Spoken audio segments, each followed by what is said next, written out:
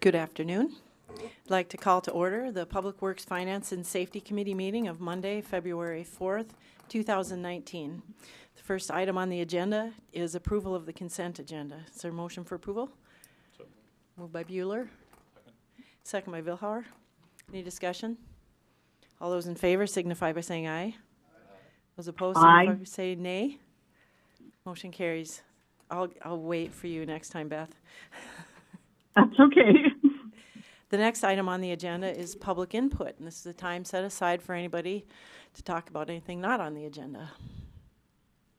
See no one, we'll move forward. Item number 3 is approval of the agenda. Is there a motion and second for approval? Moved by Albertson. Second by Danforth. Any discussion? Madam Mayor, I need to recuse myself from items 4 and 5 as I sit on the First District Board of Directors. Okay, thank you. Anyone else? All right, all those in favor signify by saying aye. Aye. Those opposed signify by saying Aye. nay. Motion carries. Item number 4 is council consideration of a professional services agreement for services related to the development and hosting of the City County Geographic Information System, GIS, website with First District in the amount of $4,500. I'll look for a motion and second for approval. Moved by Lallam and second by Albertson. And Heath, I'll let you tell us about this. Thank you, Madam Mayor. This item is one of 2 before the council this evening in the committee meeting. This one addresses work that First District performs for the city in relation to the internet or web hosted map that is available to the general public or to city employees or to elected officials, all the like. It's more of a user-friendly, kind of softer version of the GIS Esri mapping that we otherwise use in the engineering office throughout the year. And this portion of the cost is $4,500 for our annual fee associated with these services. Is the city's portion of what I believe is a $10,000 cost overall that's shared between the city, the county, and the Development Corporation and municipal utilities. And of course, Mr. Kays is here as well if you have any other questions regarding this contract, but that's what this particular portion of the 2 contracts tonight before you is related to. Any questions? We use the GIS constantly. It's a really important part of our business. Councilman Lallam? Is this just a continuation of last year's contract, same fees and everything else the same? Yeah. Yes. City Councilman, it's been the same fee since the inception. I believe this project has been going on for more than 14 or 15 years. The fee includes the cost of network servers that we purchase, the various licensing that we have to buy to web host the information, the data. It's a little bit more complex than just going to GoDaddy and putting together a website. So it's a pretty heavy thing. We web host approximately 13 different GIS website databases across the upper northeast part of the state. I would encourage you, if you haven't been on there before, just go www.firstdistrict.org. You get there, and there's a bunch of public information. If you call our office, we'll get you set up with a password, and then there's more detailed information that can be used. But nearly everything that you see on the city's engineering GIS website that Heath's going to talk about a little bit more down the road can be found. And I know Adam, I know you use it quite a bit, and I know Don does as well, I've heard. But any questions on the website, I'd be more than glad to answer. Anyone have any questions? And again, this is the web-based portion only that we're dealing with this contract, and it is a lot more user-friendly to the people that aren't accustomed to using the more technical Esri software. I use this constantly when I'm away from City Hall, and it's, I share it with people too. Everyone that tries it really likes it and finds it useful, so it's a good deal. And as with all of the items on the Public Works, Finance, and Safety Committee agenda, the approvals are recommendations to the City Council. This will be on the consent agenda. so I'll look for action. All those in favor? Beth Manty. Oh, okay. All those in favor signify by saying aye. Aye. Those opposed signify by saying nay. Motion carries.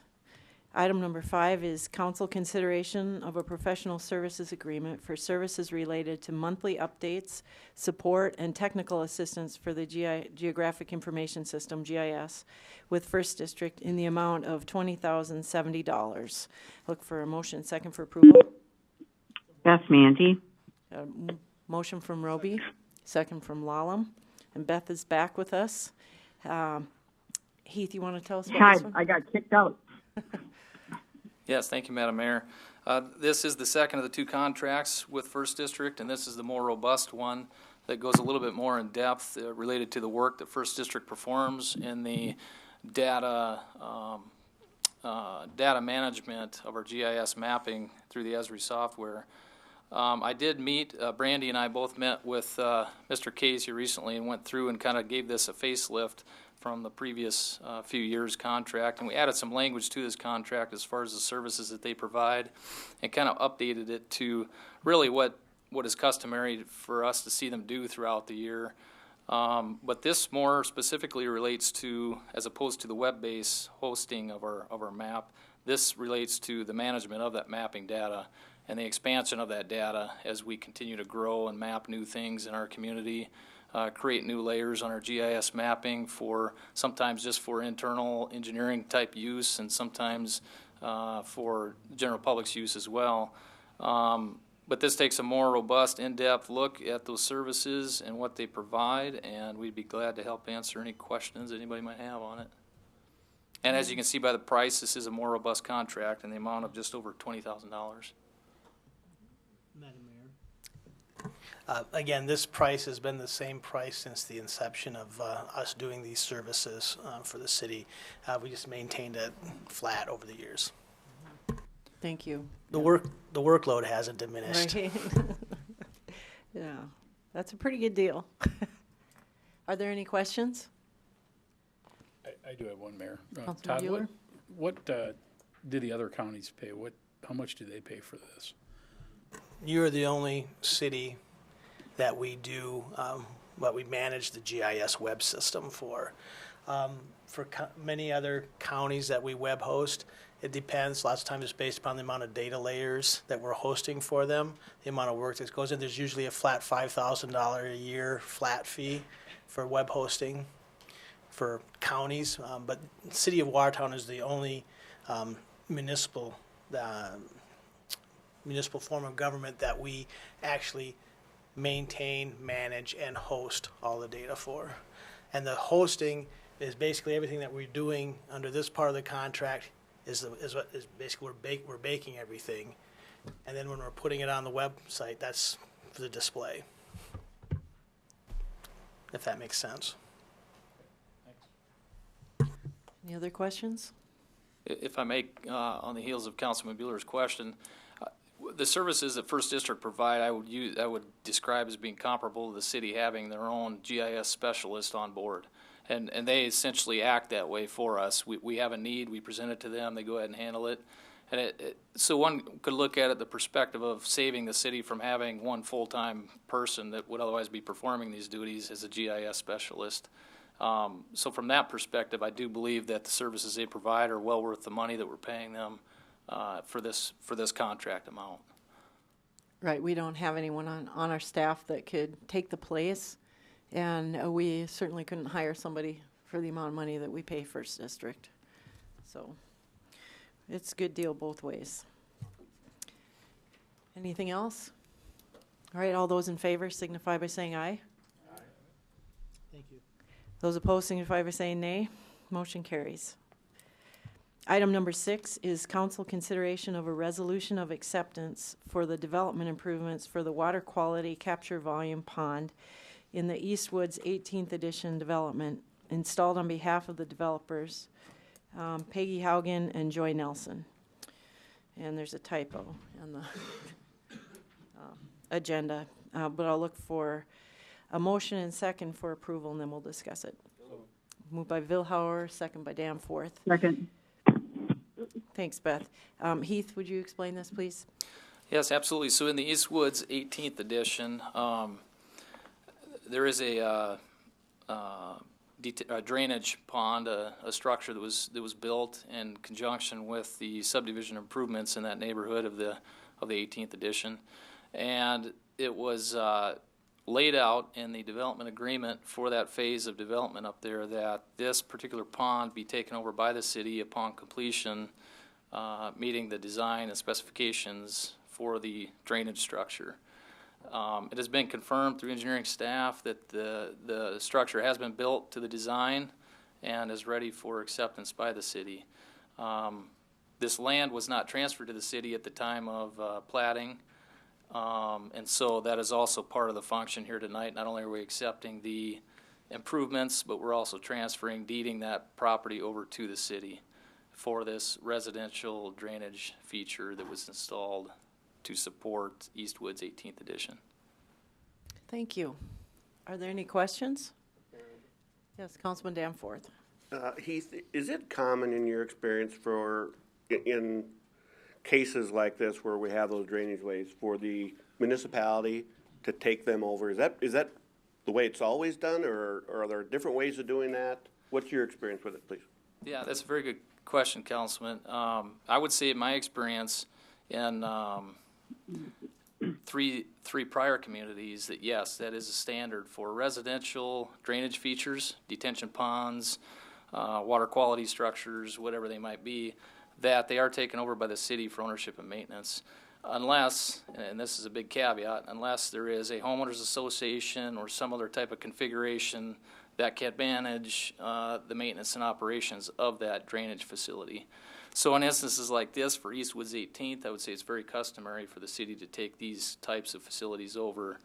The reason being is it's kind of difficult to expect any one resident up there or a group of residents in this neighborhood to understand the importance of the maintenance efforts that would have to go in this drainage structure so it continues to function properly for years on end and not adversely impact the neighboring properties by letting sediment build up, by not mowing it, by doing all the otherwise customary maintenance features that the city streets or wastewater departments would otherwise be performing on this infrastructure. Is it, you had mentioned specifically residential, is it that same thing hold true for commercial or industrial as well? I would say it's customarily, the inverse of that is customary. The industrial and commercial sites are typically held to those site owners. So the big conglomerates that build nationwide, the Home Depots, the Menards, the Walmarts, they're all very accustomed and familiar with installing detention and meeting runoff requirements across this country and meeting the EPA regulations that are required to be met when they build. And they're also very customary to retaining that on their site or on a piece of property adjacent to their site that they would own and maintain perpetually. Good questions. Councilman Roby? I know that you're in the process of kind of revamping a lot of our engineering processes and how we interact with development and development projects. How does this line up with where we're trying to get our department? That's another great question. How do I say this? I don't want to insinuate that something was done wrong here, but I think we're taking a great step in the right direction by getting this accepted tonight. I would use this in comparison to what we did for 8th Street in the recent past here, where we accepted all the public improvements for that development for 8th and a portion of 26th. That should be the customary final step for a development, whether it be commercial or residential, where we take the public improvements, the street, the storm sewer, the sanitary sewer, and in this case a detention pond or a water quality pond, and accept them all at once in one fell swoop at the end of their construction, once they've been inspected and shown to be constructed to the design plans that were permitted. And really, when we get to that point, we then become very systematic where it becomes just one step in the process to where council does get the opportunity to make the formal acceptance, to take them on as public infrastructure, and the city takes them over for ownership and maintenance at that point. Those are good questions. Anything else? All right, all those in favor signify by saying aye. Aye. Those opposed signify by saying nay. Motion carries. Item number 7 is council consideration to authorize the mayor to sign amendment number 1 to the Joint Powers Maintenance and Financial Agreement with the South Dakota Department of Transportation for the Highway 212 Phase 1, project number 1802. Look for a motion and second for approval. Moved by Bueller. Second by Albertson. And Heath will tell us about this. Thank you, Madam Mayor. This item is specific to the city's portion of work related to the Phase 1 Highway 212 reconstruction project. And specifically, the city's portion of work is related to realignment, relocation of a sanitary sewer main at the Big Sioux River crossing. The new structure that the DOT will be building at that location conflicts with the current location of this sewer main, so it has to be realigned. And some of this information the council's full well aware of. I thought I'd give a general summary there of what this is related to. What we've had the ability to do in the recent past in our discussions with the DOT, the timing of things was not looking like we could bid these projects together, i.e. bid the city's sewer project with the state's highway bid. But as time progressed here and we began to realize the February bid letting date, which I believe still stands to be February 20th, and in working with our consultant infrastructure design group who's doing the sewer design for the city, we realized that our design was pretty well complete, and we posed the question to the DOT, hey, could we not plug this into your bid so we don't have to run 2 autonomous projects? And that really helped streamline the construction phase tremendously, and the bidding phase for that matter, so that the contractor we get will likely be a subcontractor to the primary and can coordinate things with the sewer work in relation to the DOT's roadway work. So all that being said, the DOT was very amicable in making that work, and they said, yeah, absolutely, I think we can make that happen. So our consultant sent them the plans for review. They're all ready and prepared to tuck this in with their bid letting, and this amendment before you this evening addresses the logistics to make that happen.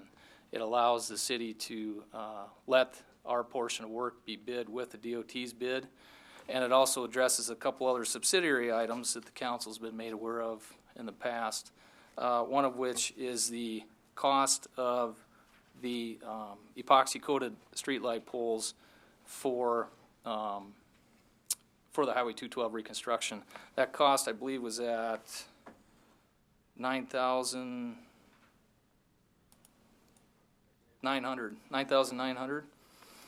is what the DOT got back as an estimate to include those light poles being powder coated.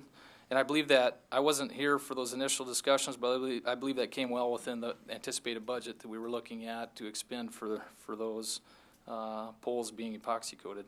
I've talked with, just to note, municipal utilities and gave them a heads up on this plan as well. What they would plan to do is stock a couple of these epoxy coated type of fixtures on their lot, so for replacements, if one pole gets hit, they've got the ability to replace it in the future.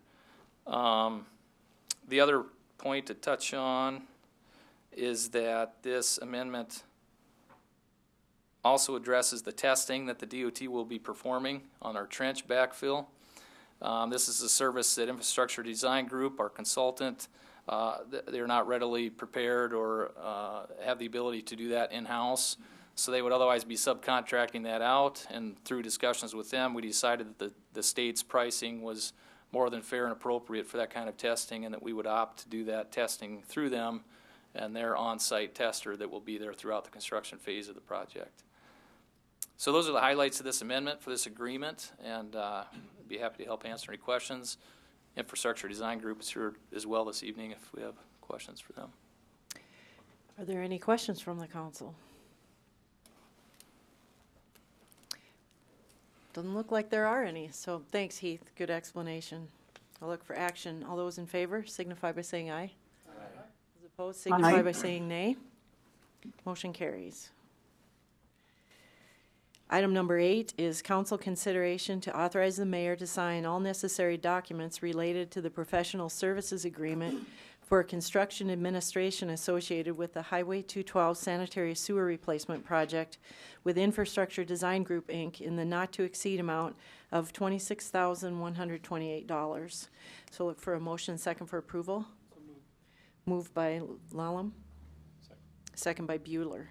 And Heath, I'll let you explain it. Thank you, Madam Mayor, Council. This item is on the heels of the previous item and rolls that design contract I was referencing with Infrastructure Design Group into a construction agreement with them to oversee the construction phase of the work.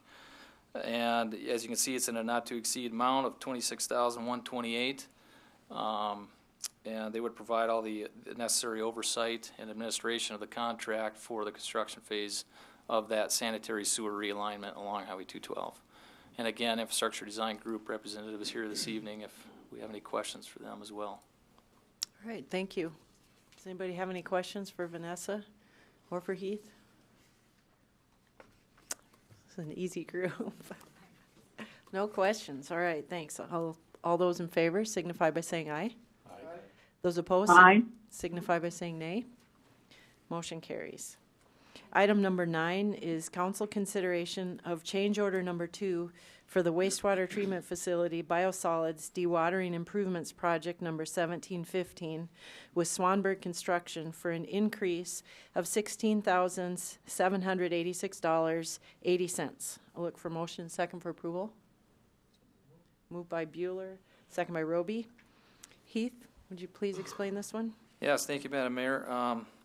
So this is a change order number 2 for the wastewater treatment facilities. This is specifically for the work related to the biosolids dewatering improvements. And it's essentially a $16,000, almost $17,000 increase. The other main point to point out is that it added 70 days to the contract.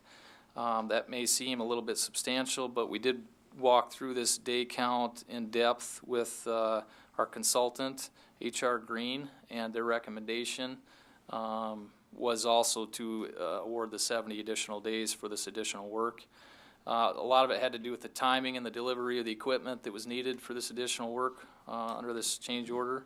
And Superintendent Berger is here as well. If we have more specific questions you'd like him to answer for us.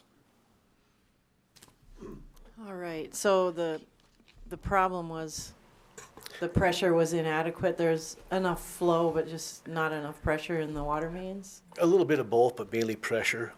During the startup of the equipment, well, that press needs about 60, 65 PSI, pounds per square inch, and we had right around 48, just under 50. So the booster pump was necessary to achieve the pressure to dilute and mix the polymer into the biosolids, and also for the machine to wash itself. As it performs its function, every hour it'll go into a wash cycle for a couple of minutes. So yeah, it was mainly pressure, but also they had to do a lot of reprogramming so that you wouldn't be mixing polymer in the machine trying to wash itself at the same time, and at the same time it has to make sure it starts that pump before it starts running. And so yeah, it was a booster pump, some electrical work, and quite a bit of reprogramming. And since then, starting about Thursday of last week, the process is working. Okay. How often do the pumps run? Well, this pump will run continually while the process runs. Right now, to pull out of the digester, we're done in a couple of hours, and then we'll pull to another source of solids and thicken and dewater that. So you're constantly diluting polymer and using water to inject that polymer into the biosolids to get solids-liquid separation. And then every hour, this machine has to go into a couple-minute wash cycle and wash itself internally so it continues to work effectively. And so way it's set up right now, we got the pressure up where it needs to be, but it's been reprogrammed so it will not wash itself and run polymer simultaneously. Is there a redundant pump? What's that? Is there a redundant pump so that if the pump goes down, the system can continue to work? No, we would not. It's one booster pump for right now, and they're fairly reliable. We can put another one on the shelf now that we've got the programming done. We can purchase a second one and have it in inventory, which is not a bad idea. Mm-hmm. But it's not a 24-hour process? No, Nope. Okay, so we have down times. Yes, yep. This process will occur 7 days a week. We have 2 anaerobic digesters, and each day we'll be feeding fresh biosolids to one to be going into the process, and we'll be decanting or pulling biosolids out of the other ones that are treated and dewatering them, so instead of a thick running mud-looking substance, they call it cake. It's about 22 to 25% solids. You could pick it up like pie dough and make a ball. You can't squeeze water out of it, but you can feel the moisture in it. Don't use food references. Yeah, sorry about that. Not good. Yeah. Yeah. Okay, thanks, Mike. Questions? Councilman Danforth? Mike, this is a booster pump, so the original design didn't work appropriately. Yes, they identified during the startup of the machine that the pressure was inadequate, and so this had to be added to increase the pressure within that one building. Okay, so why was, just going back, but why wasn't that identified up front in design to know what the pressure requirements were going to take? Yeah, I think it could have been. It wasn't. It just, it was assumed the other processes that were in there, they had sufficient water pressure. I believe one of my staff members mentioned that he had mentioned that at some point, but I found no indication of that in any minutes in the meetings that were occurred with the engineer. But I think it could have been, it should have been. We would have bought it then, if we. Would have put a pump in. Yeah, we would have had to put it in, but it was not identified until we started it up. But we wouldn't have been reprogramming then, correct? Probably, yes. Okay. So is there any liability that should fall on design on this? Gee, I don't know. Like I say, the hardware, we would have had to purchase that, the reprogramming. I guess they would have spent that time to program it differently then, because we're. Food for thought. I know there's certain things you can't anticipate, but Right. but we pay engineering firms to engineer things properly. Mm-hmm. And our hope would be that they did it right the first time. And if we have additional dollars that we're spending because it wasn't done, that shouldn't always fall on our plate. We should be able to hold those that we're paying to do that job responsible. And that's my question here, is this really a case of that, or is this what? And Mike, do you know, I'm not familiar enough with this, of this 16 grand, how much of that is in relation to reprogramming? Do we know that, or is that an answer we could bring back to the council? No, I think the pump was provided by Schwing Bioset, the manufacturer of the equipment, and the pump came from Denmark. Their lump sum was about $10,000 for the pump and the reprogramming and anything else that went with that to get the system up and running. So, but it's not broken out separately, I don't believe. No, it's not. Well, Mike, was there originally a pump designed into this? No, there wasn't. Okay, so this, Yeah, sorry. To help him out a little bit, I don't think the cost itself would have been any different than if we would have caught it at the beginning or now. Right now, we're talking about the days. We could have caught it and they could have constructed it before, so we wouldn't have a contract extension of 70 days. But I think this cost, because the pipe into the building is small and doesn't provide adequate pressure, we would have still had the pump installed, and therefore this cost, I feel, and talking with our consultant as well, is that I don't think we could have avoided this exact cost. is it more fair to say, whether, anytime you say reprogramming and we got costs, that tells me we programmed once and now we're doing it over. In this case, it's probably programming that we didn't originally pay for, but had to on the implementation of the booster pump. Is that fair? Yeah, I would say most of it is this pump wasn't necessary at that point, not known to be necessary at that point. But once it was known, then it has to be turned on and off by the process, and it has to, whenever it's doing its wash cycles and the polymer mixing and dilution and injection, it's just got to work those around each other so that we boosted the pressure, and then and the volume was kind of marginal to the building as well. So. I think what I'm hearing from Colin is we are not incurring any additional costs than what we would have incurred if this were originally in the original design. Is that correct? Yes. Okay. And it's impossible to tell that because we didn't bid this, but it's, you know, it's 16,000 in a $1 million project. So it's, you know, it's pretty minor. And people make mistakes every day. Is this a giant one? No. I mean, we'd have paid something for a pump, and you know, we would have had some costs incurred with that. Maybe a little bit more because of this, but you know, I don't think it's that big of a deal.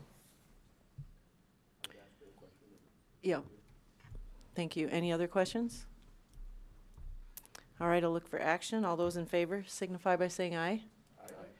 Those opposed? Aye. Signify by saying nay. Motion carries. Item number 10 is consideration of the essential air service bids. And the airport manager, Todd Syre's here to talk about this and explain how the airport board arrived at their conclusion and recommendation. Which is, make sure you tell them that. Good I'll evening. let Todd go ahead and tell us. Excuse me. So I have the 4 proposals up here. We'll go through them one by one.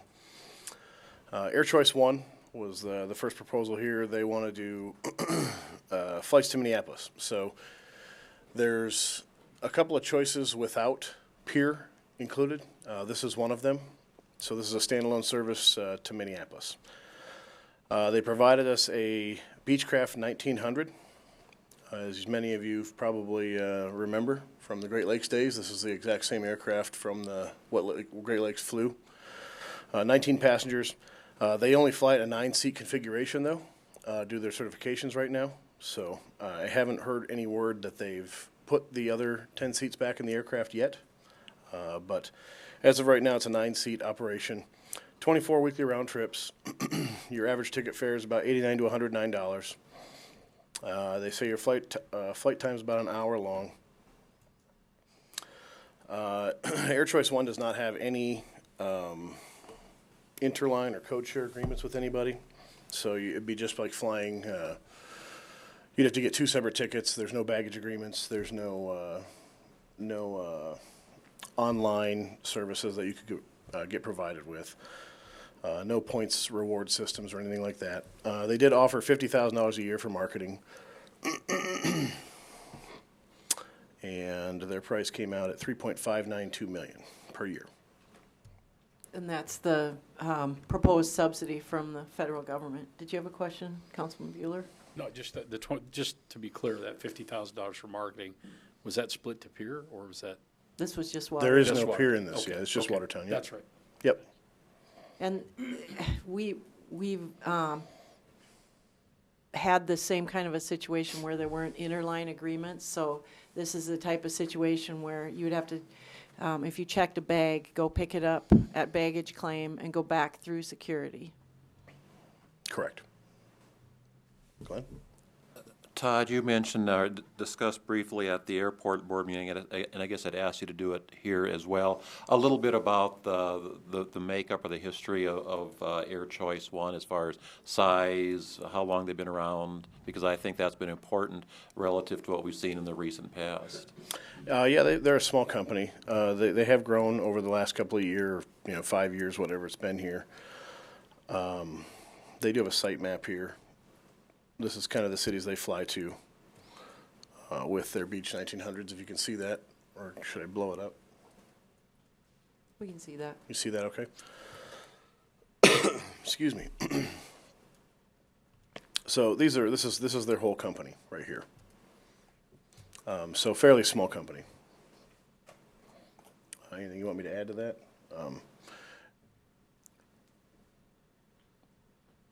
No, I guess small isn't necessarily bad, but like I say, I think it just is somewhat disconcerting to me and to the public if we don't have a well-established, fairly good-sized operation that we're going to be relying upon. Right. Yeah, they don't have a lot of aircraft. you know, these guys would have to go out and get pilots, you know, recruit pilots if they do award this bid to Air Choice One. They don't have them sitting around waiting to fly these routes. So that's about as much as I'll talk about with Air Choice One, unless anybody else has any questions on this one. Oh, go ahead. Okay. We'll go to Boutique Airlines, and hopefully I pulled up Watertown. Okay. Boutique did put a bid in for Pier and Watertown, standalone service for both though, so they are not intertwined together. As many of you know, Boutique has been on us before. They fly the Pilatus, the PC-12s. That's also a 8 or a 9 seat configuration aircraft.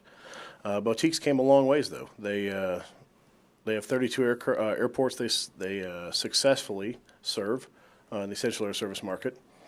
Sean Simpson, I'm sure you guys remembered him. He came out numerous times, does a great presentation, has a great company.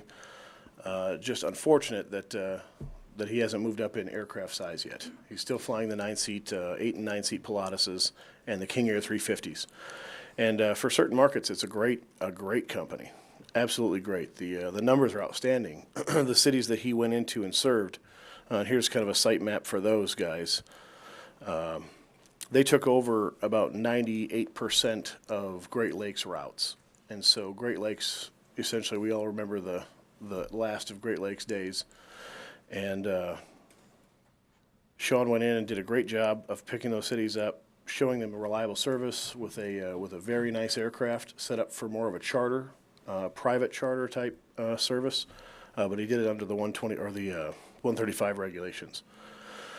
Here's a picture of the aircraft. Excuse me. And then some historical passenger numbers here. The blue shows Great Lakes, and then the red shows what Boutique did coming into those markets. Downward trend here, Great Lakes, and then obviously the passenger numbers up over 1,000 here.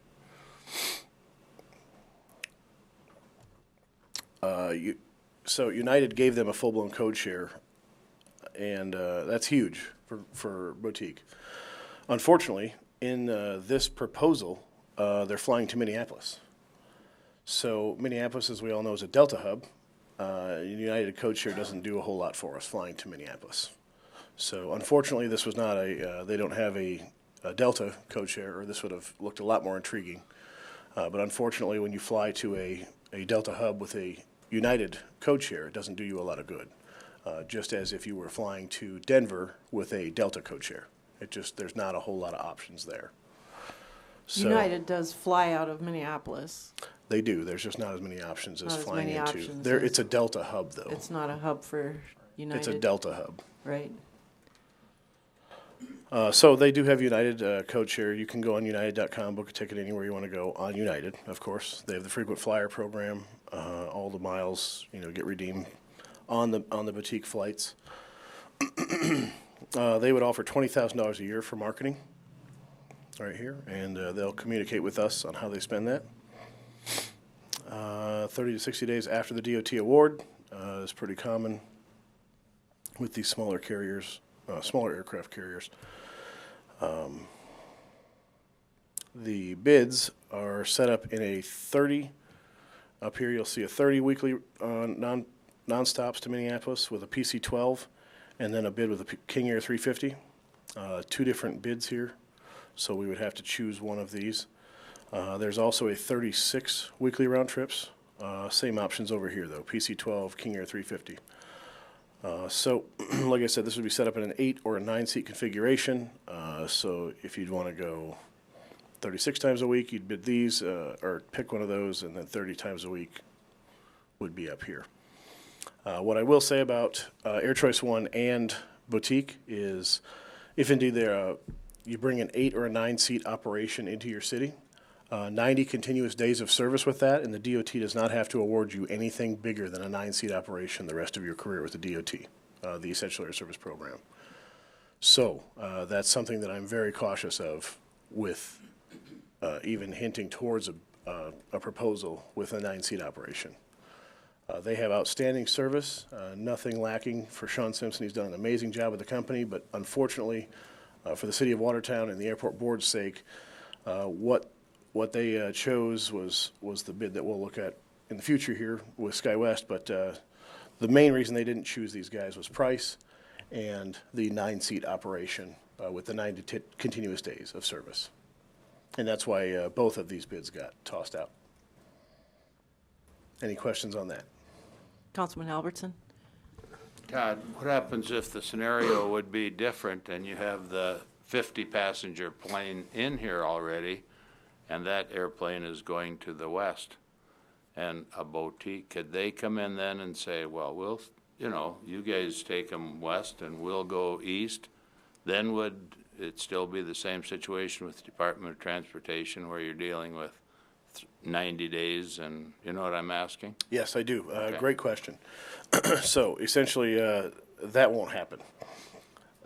It'll be either one or the other with the Essential Air Service. And if another carrier came in here at risk, Essential Air Service would just go away because there's obviously a strong enough market to support an airline without government subsidy that the government would pull their money and put it somewhere else. Now, the same carrier could go both ways. For instance, if Boutique would want to fly to Minneapolis and also fly to Denver at risk, they could do that. But two different carriers. Yeah, and that gets a little tricky as well because if the at-risk flying becomes more profitable than the Essential Air Service route, obviously the DOT is going to say you only need one hub service.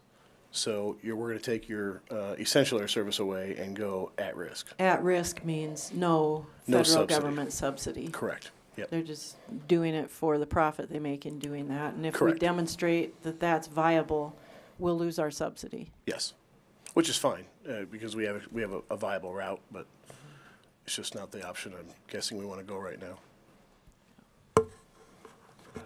Yes. If that scenario came about, would that likely produce higher rates then? Yeah, absolutely. Okay.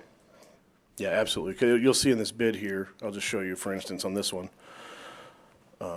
if he has it in here. I know Air Choice 1 had it. So you see here, compensation per passenger, $218, plus the $80 to $100 per seat is what that means. So this is the government subsidy dollar per passenger that they're going to get paid on top of what they want to charge for a ticket price. And that's how they come to these numbers. So, make sense? So if they came in without a subsidy, they'd be charging 300 something. Correct. For a flight to Minneapolis. Yep, or to more. make it That'd be base minimum, yep. Mm-hmm. Yep. Any other questions on Boutique?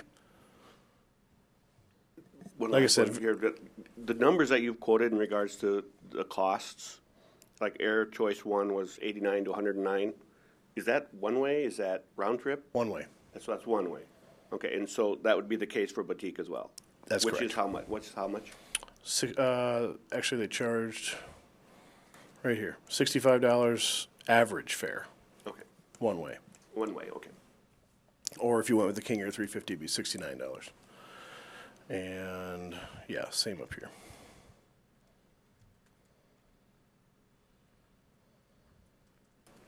All right. And the last one is, or the second to last one, I should say. This is Key Lime Air. They are out of Denver. They fly 2 routes right now in Wyoming, Sheridan and Riverton. Is there only 2 routes? They are not Essential Air Service. They are getting paid by the state of Wyoming for those routes. So this is not an Essential Air Service company currently. They've never won an Essential Air Service contract, and nor do they fly any Essential Air Service routes. So don't get it confused with the Sheridan Riverton flights. They do have 2 flights scheduled air service, but they are not Essential Air Service. So these guys started 22 years ago, roughly, and they flew a lot of private charter, NCAA basketball teams, oil companies, movie clients, the movie entertainment industry. And now they do have the Sheridan Riverton routes that they also fly in this is a 30-seat Dornier 328 jet. Pretty neat looking jet, actually.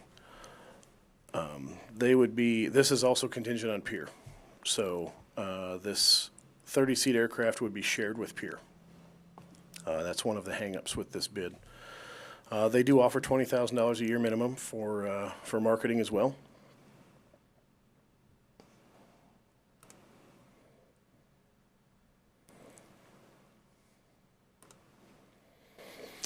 And here is their route structure.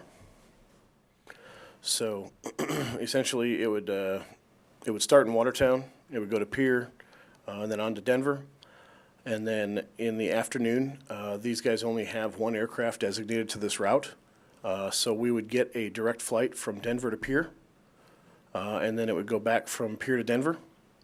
And then it would turn around, it would come Denver to Watertown, and it would go back from Watertown to Denver in the afternoon. So we would each have our own designated afternoon turn, essentially is what that means. And then once it made it back to Denver, it would all then turn and go to Pier, and then Pier to Watertown at night to overnight here. So essentially, Key Lime Air and SkyWest both did this in their proposal. They both gave us an afternoon turn solo, alone. The difference between SkyWest and Key Lime Air is SkyWest has designated aircraft that they will fly jointly rather than waiting for this aircraft to get from Pier to Denver and then come back from Denver back to Watertown and go back to Denver with the same aircraft. They don't have two aircraft designated. So the times would be, and I did speak with the owner of this company as well and had him explain this to me, so that's why I know what they're thinking here. Say a Monday, Wednesday, Thursday, or Monday, Wednesday, Friday, whatever it is, for 1 week, Pier may get the early afternoon flight direct, and we may get later. And then the next week, Monday, Tuesday, or Monday, Wednesday, Friday, we may get the early afternoon flight. Does that make sense? So one city is not getting the 4 o'clock departure to Denver every single day. So they do switch it up that way in Sheridan and Riverton right now. They actually do this, so excuse me, my voice is hoarse, but any questions on that part of it? So again, you said there's only one airline, or excuse me, one plane that would be providing the service. So if that plane goes down for some reason, we got a problem. Correct. Or they've got a problem, we've got a problem. Okay. And also, I think you said there is no current interline agreement, or there's an interline agreement pending for this one, or? What we have to go off of right now is what they bid today. They told us in the bid, there's numerous paragraphs in this bid that they are moving towards EMB 145 jets, 50-seat jets. They are also moving towards a interline agreement and a code-share agreement with United Airlines. Unfortunately, I don't want to take any of that into account right now because we've played that game before, we've gotten burnt on it. I want to know what you have today when we bid, and if the DOT awards you the bid, what do we have to hold you on? And unfortunately, none of that stuff we can hold them on because they do not have it at the time of bid. So they can promise the world coming September 1 of 2019. But as of today, they don't have an interline, they don't have a code share. They're not set up in the GDS system as far as the Expedia and the Travelocities of the world. And also they're flying a 30-seat jet that we're sharing with Pier. Did that answer your question?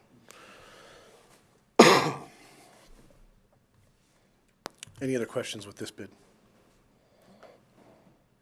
Oh, the annual subsidy is $3.7 million, and that is combined with Pier. So what? Go ahead.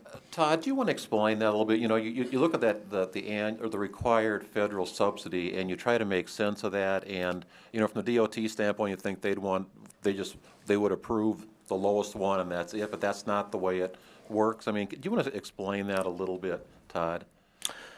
As far as what that means to us, as far as our selection versus how the DOT is going to look at it. Yeah. So the DOT takes up. Obviously, priority number 1 is what do the cities recommend? That is priority 1 for them. Priority 2 is do they meet the essential air service guidelines?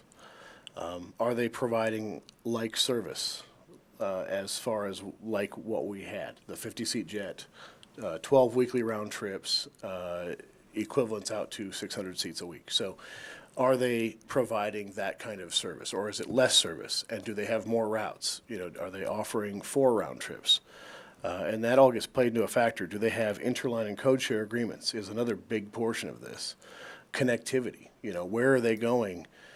Such as I said, if you have a Delta code share, but you're flying to Denver, it doesn't make sense. And so they want you to fly, obviously, if you have a United code share, they want you to fly to Denver, a United hub, to make sense for connectivity. So all of these pieces and portions they take together and put together in a pie. But I would say the top 3 are, is it like service, you know, that the city was happy with prior to whatever happened,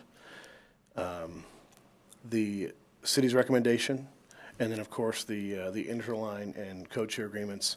And then I would say pay comes into the fee comes into that. But you got to remember, our contract currently right now is for over $7 million. So when we look at SkyWest here, it is actually cheaper. And I'm getting ahead of myself. I'll just go to SkyWest here. Any other questions with this? But thanks for that explanation, Todd. Sure. So SkyWest proposal here. SkyWest has been around since the early 70s. Very, very reliable, deep company. They fly over 450 departures. This is a bid from SkyWest. They're going to be flying at United Express, which means essentially this is a full-blown United code share. It'll have a United tail on the aircraft. All the signage at the airport will be United. There'll be blue, United blue behind the counter. There'll be kiosks. There'll be e-ticketing. There'll be the rewards program. You can buy with SkyMile, or the United Miles, sorry, your tickets, and you can exchange, and you earn miles from Watertown to Pier to Denver. They are also offering us, like I said, six nonstops and then 6 direct flights a week. And this is joint with Pier. It's contingent on Pier and Watertown both choosing SkyWest. They do have the GDS. You can go to Expedia or Travelocity or Orbitz or Yahoo Airlines or whatever you want to go to online and buy tickets from Water. You will be able to, if we recommend and the DOT selects SkyWest, you'll be able to do that all in one foul swoop. And your luggage and your tickets all will go through. There will be no rechecking in or any of that. This will be a streamlined process.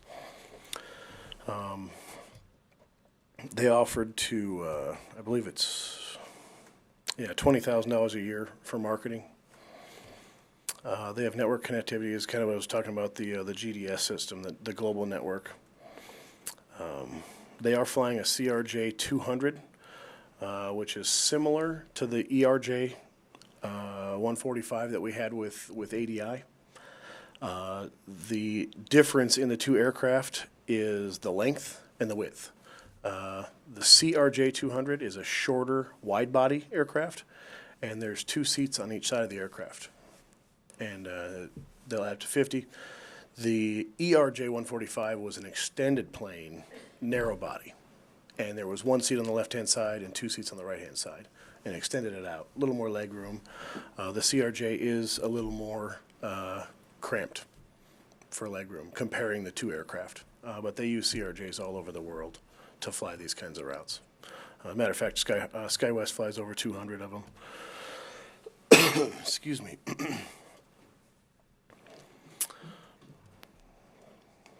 Let's see.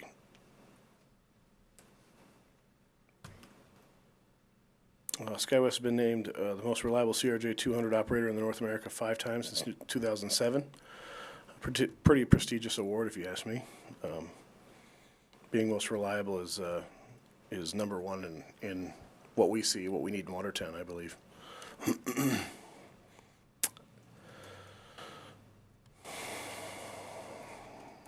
Inseparability. SkyWest bid for both Pier and Watertown are inseparably connected. SkyWest's bid is contingent on Pier. I think I mentioned that. And in summary, their price is So we have Pier on the left-hand side here for 3.638 million and change, and we have Watertown for 3.244 million per year. So those would be combined numbers for a total of about 6.88 million. The average ticket prices? Average ticket price is $90 and $95, I believe. That's what I recall. Let me find it here quick.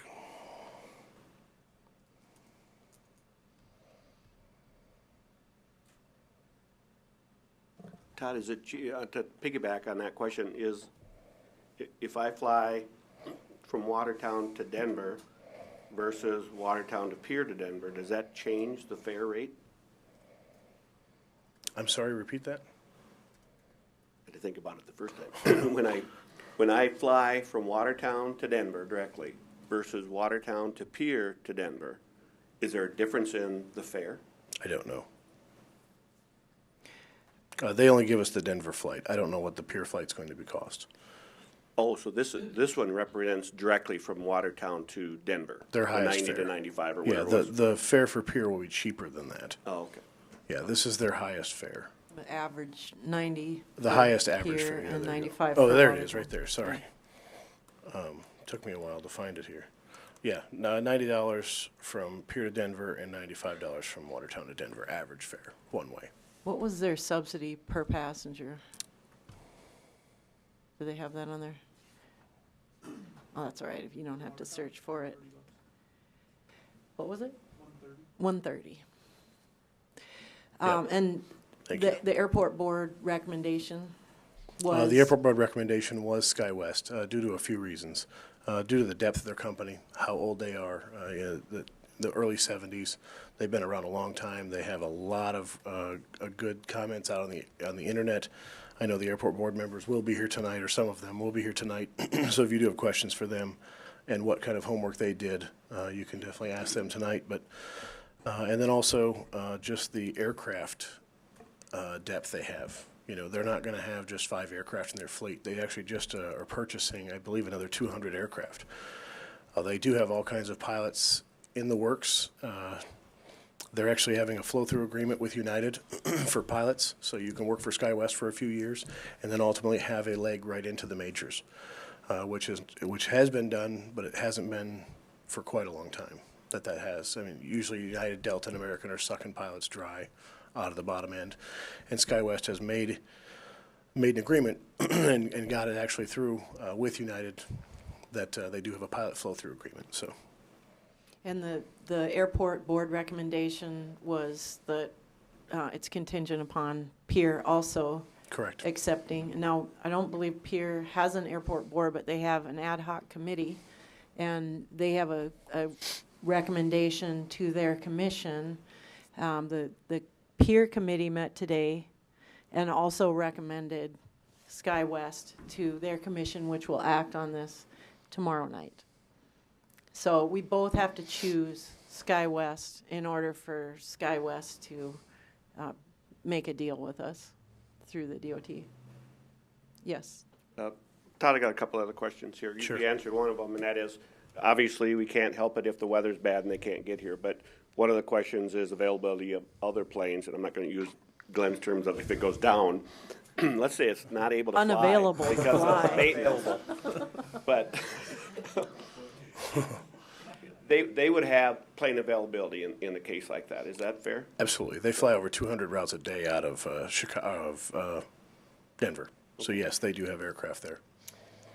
The other question I had is, a couple questions. One is, they're offering $20,000 for marketing. How does that compare to what we had with ADI? And was that a number that was good and workable for us? It's average. But it works for We us? work, yep. Okay. The city allots $24,000 a year for marketing. You guys approved that in my budget. So combined. And so combined, it's about $50,000, which is fair. And then 2 other questions. One, I think is a simple one. They referenced 25,000 as the passengers. Where did they come up with that number? Is that You don't want to see the formula. but it's not what we've been at, right? Or That's where, yeah, we have. That's both We've- ways. We just Oh, that's count both. out Okay. in our We've been over- boardings. Yeah. Okay, so now I get you. So it's not the, That's pretty close. okay. Yep. So my last question is, SkyWest had the opportunity to quote us either to Denver or to Minneapolis, Correct. They could quote us anywhere, actually. anywhere. Yep. That felt there was a acceptable hub. Medium or large size hub, Okay, yes. so It has to be required as a medium Why or do you large think they size. chose Denver versus Minneapolis or wherever their other hubs would be? Well, we had Minneapolis for years and years with a full-blown code share. And a matter of fact, Regional Elite flew it from here to Minneapolis with a 50-seat jet in 2011. The highest employment numbers we ever hit was 9,100 employments. That would just be going to Minneapolis. And our first year with Denver, we were over 11,000 with no interlines, no code shares, which shows me that I look at two factors there. I look at price and I look at is it a destination hub? Obviously, Denver, we're probably pulling traffic for destination hub, right? And I won't find those numbers out till June. Excuse me. Those numbers will actually come out through our airline consultant, Mead and Hunt, puts together a beautiful spreadsheet with all of the passengers going on Watertown anywhere. They can track that. But as far as Minneapolis, what we've found is with Aberdeen having service to Minneapolis and Sioux Falls having service to Minneapolis, both Delta with SkyWest, correct. The problem we had was if they wanted to fill seats in Sioux Falls, they would raise our ticket prices up to $400, $500, $600. Same with Aberdeen, and they did it with Aberdeen as well. If they wanted to push people to Sioux Falls for empty aircraft they had, they would just raise our tickets. People would go to Sioux Falls, and being stuck in the middle of them, we never got the other way. They never raised ticket prices in Sioux Falls and Aberdeen to shove people to Watertown. Unfortunately, people just lost interest in paying $400, $500, $600 a ticket to go to Minneapolis that they started driving. And we have retainage losses that we can show you that we have on where we lose them to, whether it be Fargo, Aberdeen, Minneapolis, or Sioux Falls, or even Omaha. We lose them to Omaha going east on Delta. So we do keep very close tracks of those numbers. But I would say the number one priority with Minneapolis was price, and Delta controls that price. Well, and I do recall those days, and we constantly had issues with the cost coming out of Watertown in those days. So I can understand where, with the close proximity of all three places, all you're going to do is rob from Peter to pay Paul. Correct. At some point. So, it would certainly appear like the recommendation that's being made makes sense to me. Yeah, and it'd be great if we had Denver service and Minneapolis service. If we had one going each way, that'd be great. Unfortunately, these are the bids we deal with, and these are all we can recommend.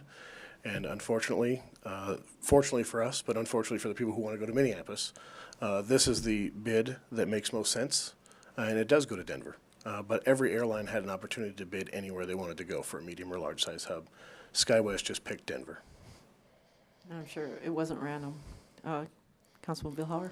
I guess I'd like to piggyback on Mike's question, and you discussed this to some extent at the airport board meeting, so I'm not sharing anything in confidence.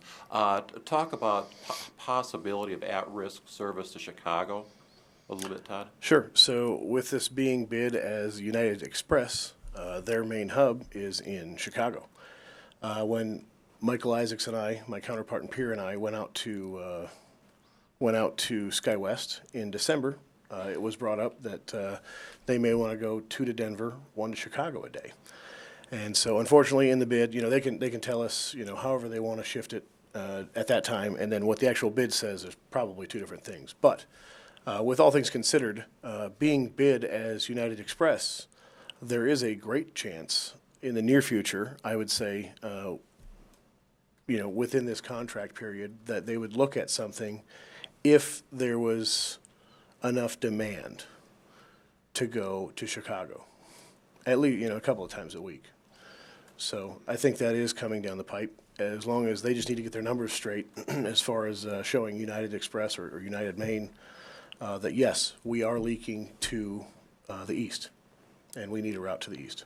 And if that were to happen and not work out, it would not impact our service to Pierre or Denver? That is correct. During this contract? If they fly at risk, they can cancel that at any time. Correct. Any other questions? Councilman Danforth?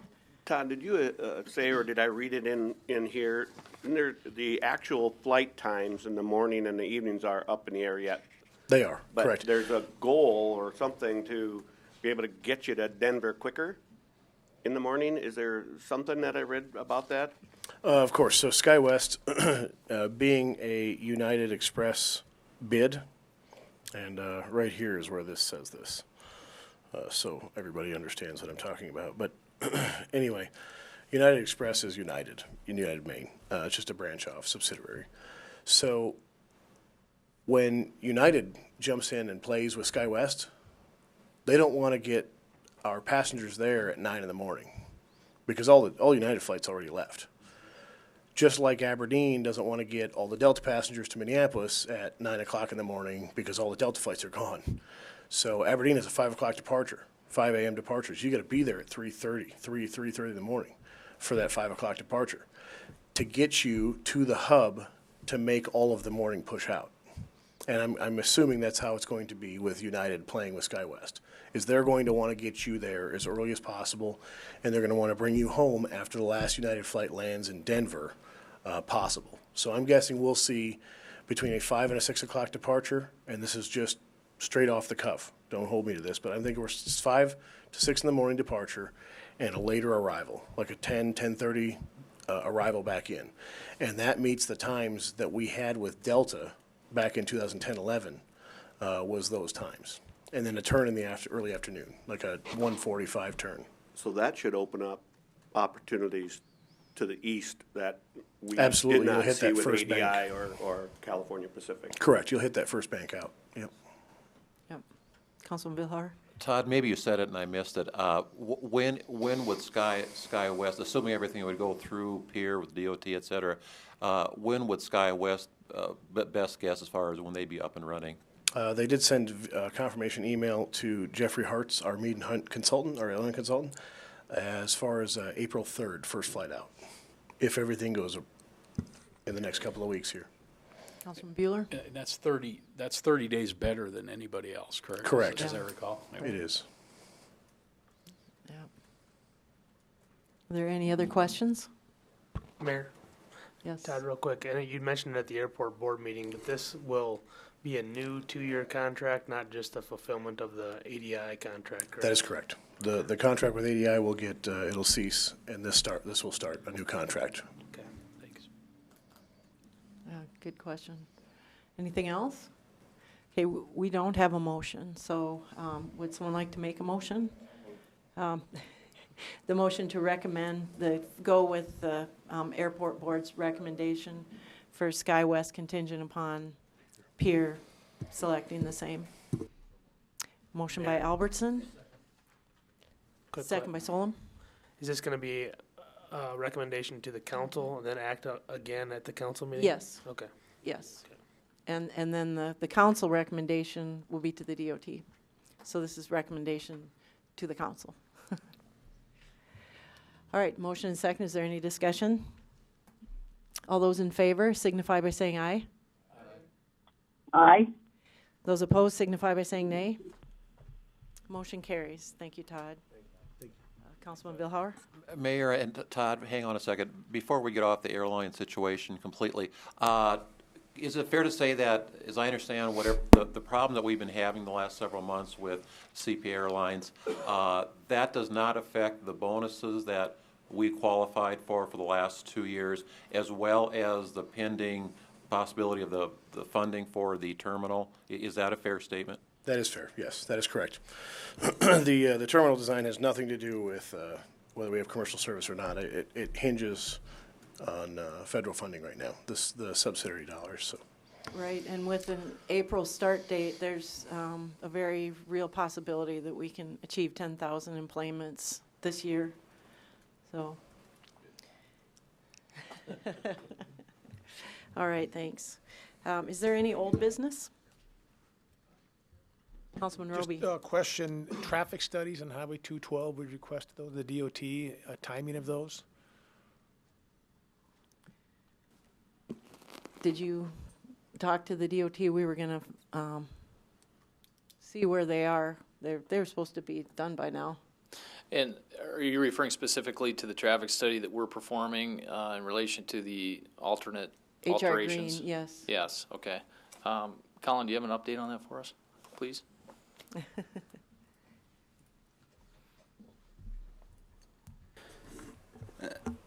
I don't have much of an update. I did reach out to HR Green asking them back in, this would have probably been right before the end of the year, asking for an update. They gave me a brief response saying we're looking at the end of January to submit the final report, and they've given us some raw data, I'll say. It's not in any formal report yet. We're still waiting on them. I guess that's the only update I can provide is we're still waiting on the final report. But we know they are working with the DOT. They are That's working with their- the DOT, and the DOT has been involved with the comments and have been looking at that study already. All right, thanks. Then what I could do, Madam Mayor, is bring forward a summary of that report once it is received in its final draft and touch on some of the options that were explored and the recommendations that were brought forth through the report and the technical data that was compiled within it. That'd be good. And of course, we'll have continued discussions with the DOT at that point on what makes sense to do as far as those alternatives that were explored. And, you know, amongst the council being part of that decision and the DOT being part of that decision, we'll find something that makes sense from a traffic management standpoint for that corridor. Because there are obviously some improvements that could be made and in what we're exploring there in the study. All right, thank you. Is there any other old business? Any new business? There is no reason to go into executive session, so I'll look for a motion to adjourn. Moved by Vilhauer, second by Roby. Any discussion? All those in favor signify by saying aye. Those opposed signify by saying nay. Motion carries. We'll be back at 5:30 for the city council meeting.